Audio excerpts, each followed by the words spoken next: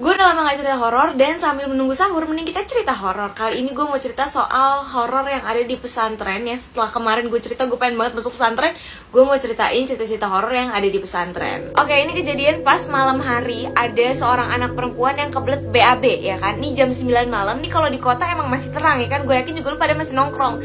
Cuma nih pesantren letaknya ini jauh dari kawasan warga-warga dan lumayan terpencil, dimana di samping-samping pesantren ini masih banyak pohon-pohon rindang yang gede-gede. Jadi otomatis ini gelap banget kan di situ, dan lampunya juga cuma ada beberapa tempat aja, nggak di seluruh tempat ada lampu otomatis, ya masih remang-remang gitu lah. Nah cuma karena udah saking kebeletnya nih cewek, akhirnya dia memutuskan untuk tidur. Enggak dong, bisa-bisa jebret di kasur dong. Dia ke kamar mandi lah, gila kali. Dia memberanikan diri untuk ke kamar mandi yang posisinya nih, posisi kamar mandi ini nih di luar asrama. Lu bayangin aja tuh, udah malam-malam, semua orang udah pada tidur ya kan, dia sendirian keluar dari asrama.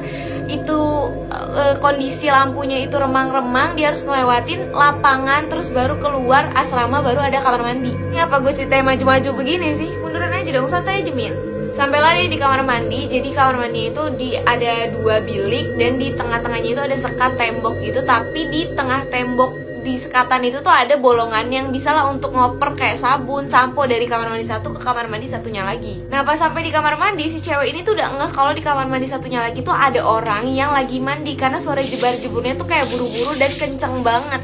Tapi dia nggak peduli karena kayak udah kebelet banget, dari ujung nih kayaknya dikit lagi tuh udah cepirit gitu. Gak cerita akhirnya udah kelar buang hajatnya, habis itu mau cebok dong. Pas dilihat, nih ngapa gayung kagak ada gitu kan. Nih dia baru sadar kalau nggak ada gayung dan nggak ada sabun juga. Mikir dong, nih gimana nih, udah nggak ada tisu juga kan, udah berasa orang barat kita pakai tisu kan, nggak bisa tuh, nggak enak kan. Akhirnya nih karena di kamar mandi sebelah itu masih jebar-jebur terus, nih udah kagak tahu deh berapa ember yang dihabisin, karena dia jebur-jeburnya tuh cepet banget, dan kayak berarti kan kayak air yang dibutuhin sama dia tuh banyak banget kan. Terus akhirnya si cewek ini memberanikan diri, walaupun sebenarnya agak takut juga, siapa yang mandi malam-malam kan.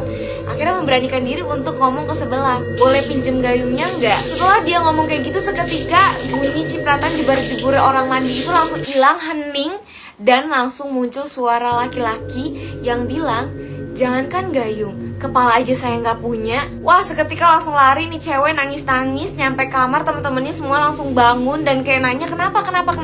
Tambah kaget lagi, si ceweknya lupa pakai celana. Kalau gue jadi dia juga panik sih ya, kayak gue udah lupa tuh celana bodo amat deh celana, yang penting gue kabur dari situ.